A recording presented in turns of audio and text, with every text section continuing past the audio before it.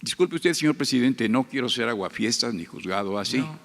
Pero en 1980, cuando el ingeniero Jorge Díaz Serrano llevó a México y la producción petrolera lo hizo el quinto productor mundial, el cuarto quinto productor mundial, y un abastecedor seguro, el jeque Staki Yamani, famosísimo en aquella época, lo reconocía, y México era un proveedor seguro de petróleo. En 1980, Giscard d'Estaing en Francia, Schmidt en Alemania, una gira Francia, Alemania, Suecia, Canadá. El petróleo en junio de 1980 nos hacía de oilers, los petroleros del mundo. Y éramos recibidos con fanfarrias y alfombra roja el presidente López Portillo y el propio Jorge Díaz Serrano y todo el gabinete.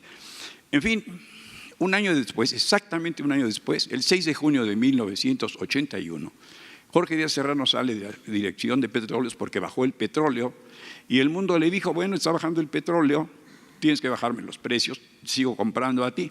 Hubo miembros del gabinete de don José que le dijeron, no, esto es imposible, y se llegó a firmar. El que no nos compre el petróleo hoy, no le volveremos a vender a nada. Y el mercado mandó, el mercado decidió. ¿Cómo prever, señor presidente, que todo esto, que entonces, junto con el petróleo, la prioridad del presidente López Portillo, los energéticos, era el sistema alimentario mexicano, alimentar al país? Y dependía, puso en manos, en la suerte del petróleo, el futuro de la nación. Y ese precio, ese futuro, parecía rozagante, promisorio, maravilloso. Se iba a administrar la abundancia. Y cataplum, un año después exactamente, el petróleo descendió bruscamente de precio y todo ese sueño y toda esa promoción y toda esa oferta de que nos iba a ir muy bien, se desvaneció totalmente. Simultáneamente, nuestros técnicos, con todo el Instituto Mexicano del Petróleo que había entonces, y esto rima con la ciencia y la tecnología y el CONACYT, se cerró o no han producido o no produjeron a los técnicos que esa gran riqueza requiere una mejor preparación, como Statoil en Noruega, donde hemos estado también allá. Y un gran mexicano de apellido de la Madrid dirigía Statoil, era un prominente mexicano de Tampico, Tamaulipas, el que estaba ahí en Statoil en Noruega. Bien, hoy día se cortan planes para la ciencia y la tecnología. Dice Ruy Pérez Tamayo, ese eminente científico mexicano, que en las grandes crisis es lo que se debe actuar al revés, meterle más a la ciencia, invertir más en educación y en la tecnología. ¿Cómo prever entonces, cómo prepararnos, cómo pone usted un escudo a todo este magnífico plan? ¿Quién podría oponerse o criticarlo o poner limitantes de bienestar para 120 millones de mexicanos, el progreso de la nación? Prever una caída, un tropezón, ¿cuánto nos costaría y cómo iría? No quiero ser aguafiestas, pero cómo también se puede ver el anverso y el reverso de la medalla. Gracias por su respuesta, señor presidente. No, muy bueno tu planteamiento. Mira, nada más hay situaciones distintas. Para empezar, en aquel entonces los precios del petróleo estaban altos, no es el caso de ahora. Los precios están pues a la mitad de lo que costaba el petróleo durante el gobierno de Fox y de Calderón. Ellos tuvieron la suerte de contar con los precios más altos del petróleo en toda la historia, $100 por barril promedio. Entró muchísimo dinero que se desperdició, para decirlo de manera benévola. En efecto, cuando López Portillo y cuando el ingeniero Díaz Serrano se hablaba de que nos preparáramos para administrar la abundancia, y se apostó solo al petróleo, se caen los precios y se genera la crisis o se precipita la crisis que ya se venía padeciendo. Ahora es distinto. Nosotros estamos hablando de aumentar poco a poco la producción y llevarla a 2.600.000 barriles para el 2024. Estaríamos produciendo lo que se tuvo durante el sexenio de Calderón. Nosotros tuvimos una mayor producción en los últimos tiempos. En 2004, que se obtuvieron 3.400.000 barriles diarios.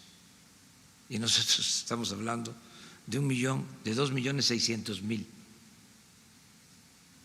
Estamos 800.000 barriles abajo. Entonces no es apostar todo pues a la producción. No tendríamos además los recursos para eso. Se tendría que endeudar al país y eso no lo vamos a hacer. Y una variable, como dirían los tecnócratas, distinta, es que no hay la corrupción en Pemex que había en ese entonces y que había hasta el pasado gobierno. La corrupción en Pemex, como la corrupción en el país, ha afectado mucho.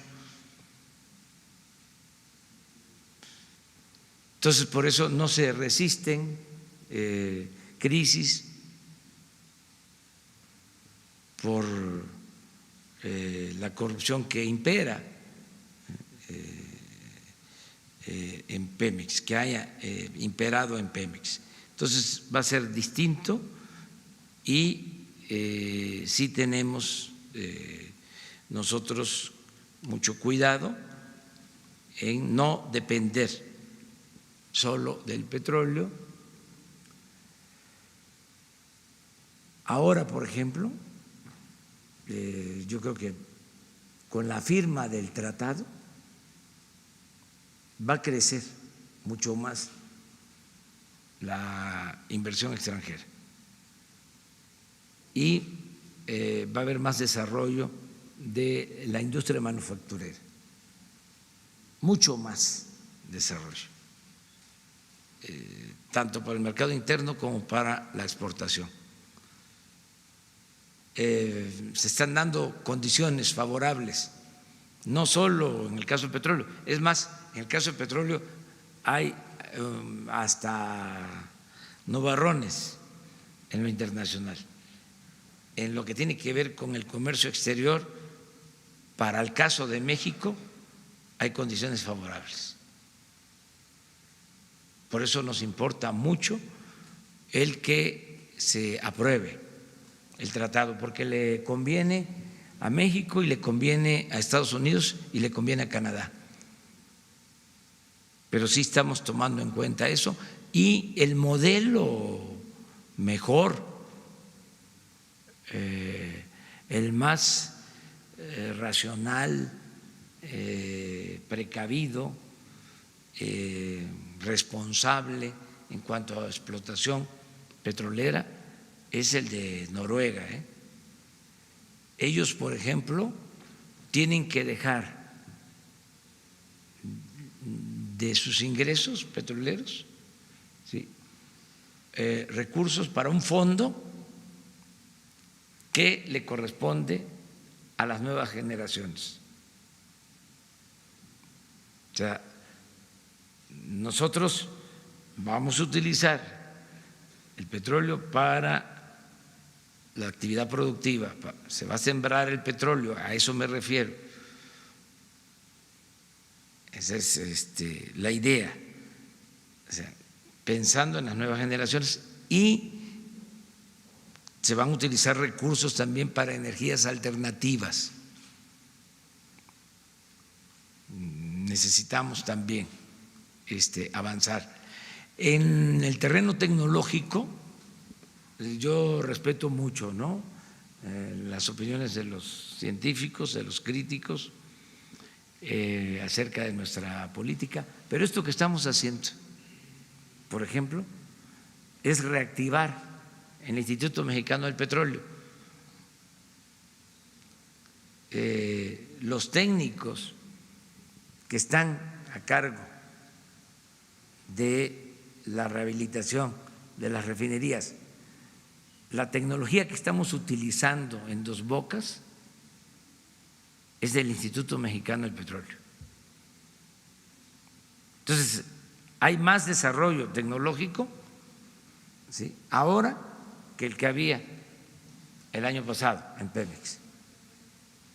O sea, podemos probarlo. Y esto significa, desde luego, más inversión en ciencia y en tecnología. Y no vamos a dejar de apoyar este renglón que es importantísimo.